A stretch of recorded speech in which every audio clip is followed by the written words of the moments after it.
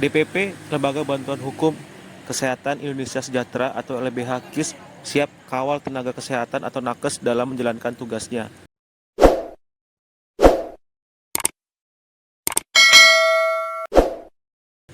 Ketua DPP LBH KIS, Febrian Willy Atmaja, mengatakan pihaknya akan melakukan pengawalan terhadap nakes dalam menjalankan tugasnya. Pihaknya akan melindungi profesi nakes hingga pendampingan hukum nakes untuk mendapatkan kepastian hukum. Ia mengatakan pihaknya akan melakukan perlindungan hukum bagi nakes dalam menjalankan profesinya. Ia mengatakan para nakes tidak usah khawatir terkait masalah hukum. Dari LBH KIS akan melakukan pendampingan secara optimal. Ia mengatakan ke depan pihaknya berserta jajaran pengurus akan membentuk semua provinsi ada LBH KIS-nya. Hingga saat ini diakuinya baru ada 12 provinsi yang ada LBH KIS-nya dan harapan ke depannya akan ada LBH KIS tersebut. LBH KIS terbentuk pada saat zaman COVID-19.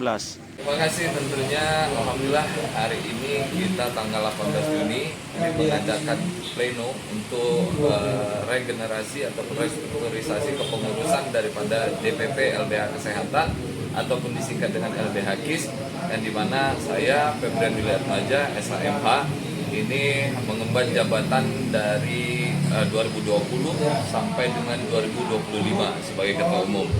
Nah, adapun hari ini dihadiri oleh pendiri, pembina, penasehat, dewan pakar dan dewan pengawas, jajaran pengurus pusat LBH KIS dan beserta para teman-teman pengurus, yaitu ratusan anggota yang memang pengurus LBH KIS, teman-teman pengacara lawyer semua ini sudah hadir dan memberikan tanggapan, saran, laporan sekaligus memberikan putusan dalam pemilihan ketua umum periode 2025 sampai dengan 2030 mendatang. Oke, tentunya alhamdulillah puji syukur atas karena Allah, saya Febrian Willy Atmaja ini masih tetap dipercaya oleh pendiri, pembina, penasehat dan seluruh jajaran pengurus LBH KIS sebagai ketua umum DPP LBH KIS Pusat. Nah, yang dimana kedepannya saya beserta jajaran pengurus yang masuk dalam struktur keanggotaan LBH KIS ini bisa mempercepat kepengurusan daripada DPW, karena kita DPP itu DPW itu tingkat provinsi dan DPD itu kabupaten kota. 28 provinsi, 514 kabupaten kota.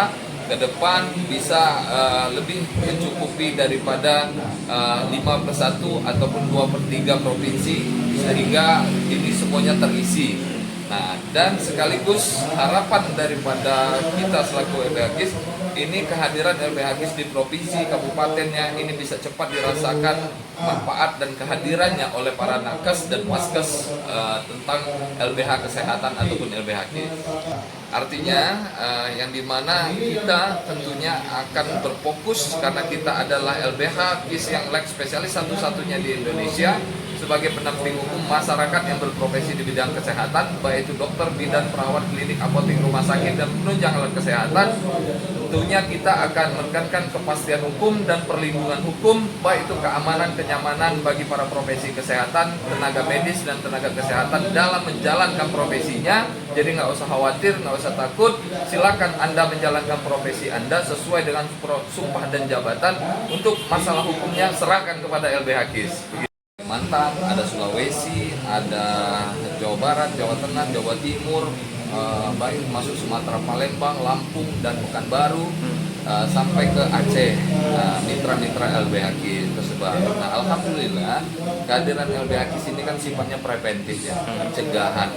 Nah, terkait ada indikasi dugaan hal-hal yang memang dilaporkan oleh masyarakat kepada para profesi kesehatan ini, tentunya tidak semerta-merta langsung masuk ke ranah pidana, melainkan kita sebagai LBH Kesehatan ini bisa memberikan advis apa sih terkait dengan Undang-Undang Nomor 17 Tahun 2023 mengganti Undang-Undang 36 Tahun 2009. Nah, ada PMK namanya, PMK Peraturan Menteri Kesehatan.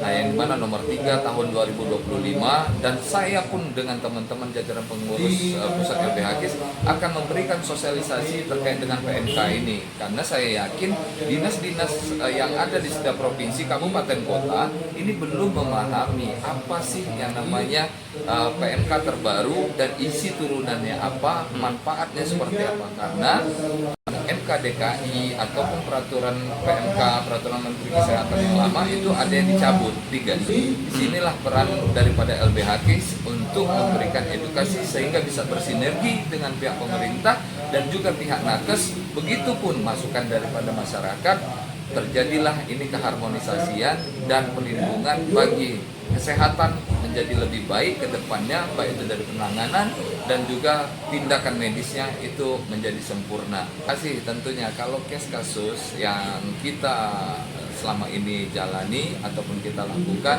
baik itu dari dikasih dugaan, malpraktek, perantaraan pasien, juga sama rata dalam pelayanan kesehatan, ada terkait dengan masalah BPOM, termasuk terkait dengan etiket biru ataupun juga berkaitan dengan overclaim, ini banyak sekali yang